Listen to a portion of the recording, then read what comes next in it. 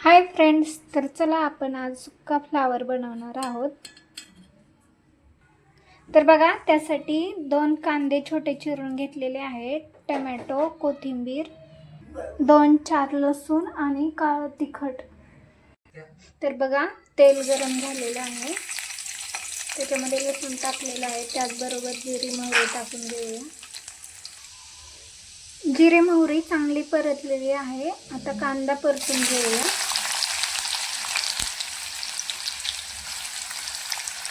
बघा, कांदा चांगला परतला गेलेला आहे, तर टोमॅटो आणि कोथिंबीर टाकून घेऊया। हे पण चांगलं तेलामध्ये फ्राय करून घेऊ।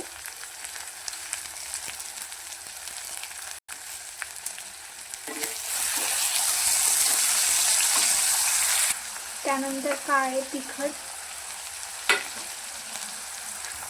थोडीशी हळद आणि थोडेसे नमक टाकून घेऊया।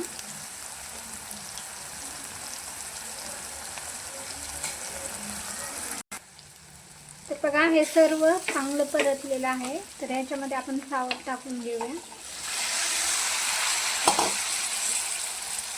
चांगला मिक्स करून घेऊया।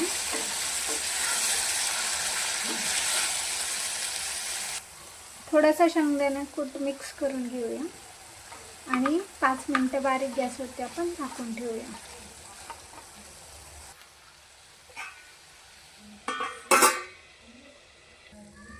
बघा, ही रेसिपी अशा प्रकारे एकदा नक्की ट्राय करा। बघा, अशा प्रकारे फ्लावरची रेसिपी नक्कीच ट्राय करा आणि तुम्हाला आवडले असेल तर नक्कीच चॅनलला लाईक, शेअर, सबस्क्राईब करायला विसरू नका। थँक्यू।